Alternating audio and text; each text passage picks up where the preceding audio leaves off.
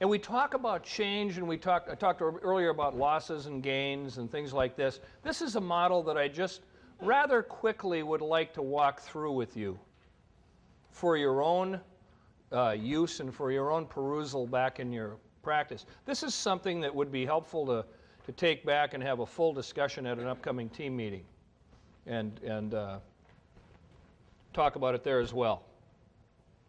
Basically, what they said is that there are 6 stages that we go through when we have significant or profound loss. And the loss might be the death of a family member or a loved one. The loss might be the loss of a career, the loss of a former employer. It might be any number of things, but it's dealing with loss. And what their model focuses on is our thoughts, feelings, and behaviors as we're going through these various stages.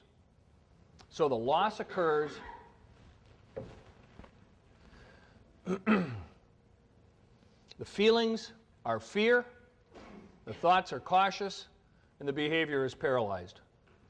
It's just something that suddenly happens, and it really throws us for a loop, and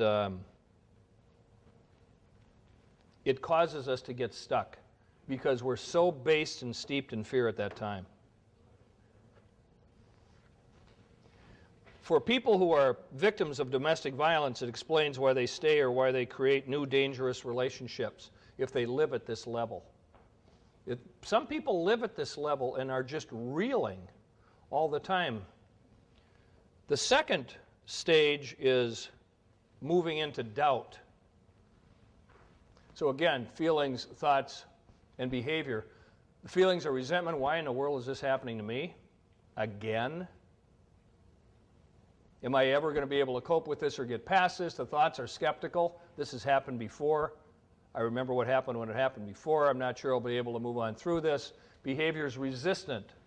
What that means simply is that I'm not looking inside for answers. I'm looking at what can or might be done to the external factors influencing me that might be able to turn my life around or change me circumstantially for the better. The third stage is discomfort. And discomfort is like being stale. It's like stagnation. Okay?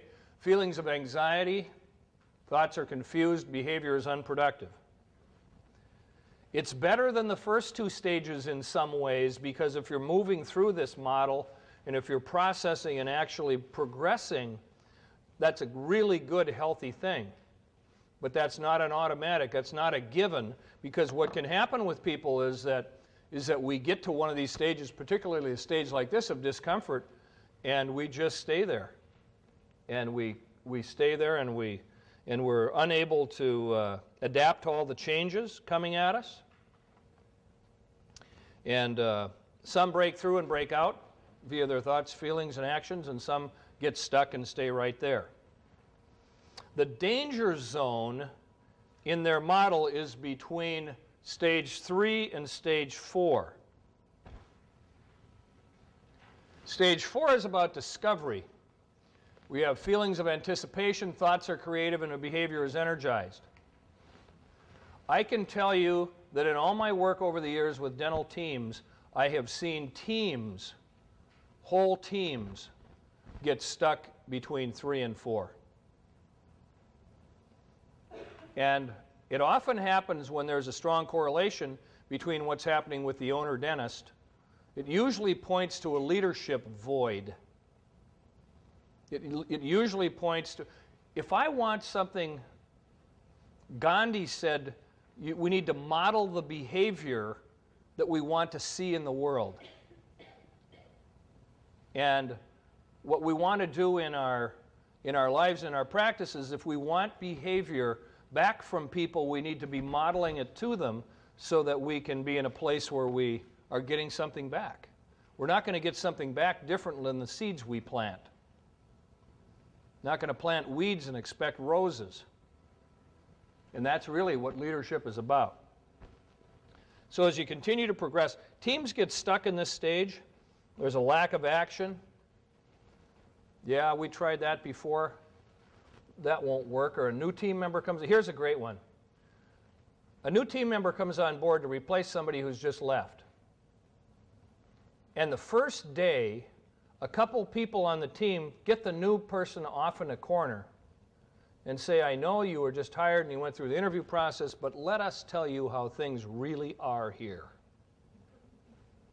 There are some things you need to know. Here's the real deal.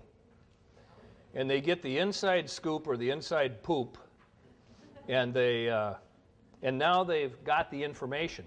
What a wonderful gift to give somebody. You know, you were all high coming in. It's really nice to peak on your first day and begin to backslide from there. I mean, come on. You know, like I talked about it, when you got a staph infection, when you have somebody, anytime we ever have somebody who has their own nose out of joint, we can know for certain that something else is happening in that practice. And that is that they are vigorously recruiting at least one more person to their point of view.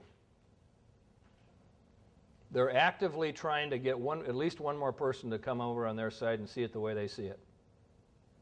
And so the person comes in with new ideas. A new team member comes in with new ideas. Have you guys ever thought about this? Gosh, you've got a good-looking practice here, and I'm really excited to be part of this. Have you ever thought, yeah, we tried that. Well, the doctor doesn't like that. We tried that before. That'll never work. In other words, shut it down, be miserable like us. And that's what I mean about peaking your first day on the job. On the other hand, somebody can be in stage 4 and start coming up with new ideas and really make it a time of discovery and come up with new action steps. And that gets things going in an entirely different direction that gets everybody excited again.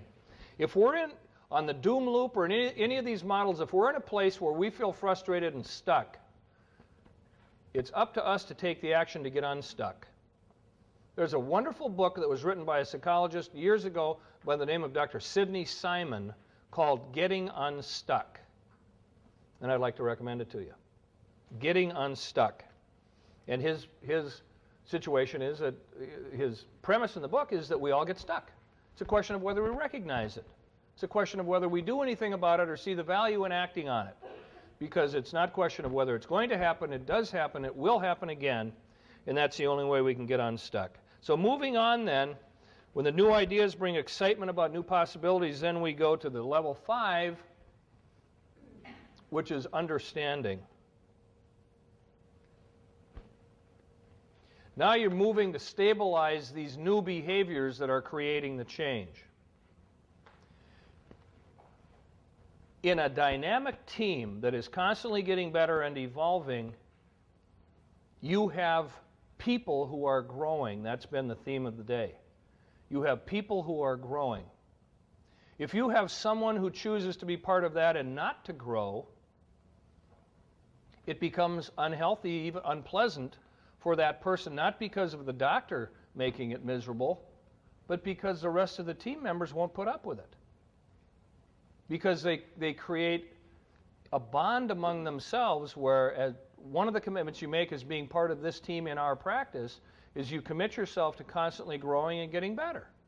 You commit yourself to changing and learning and so on.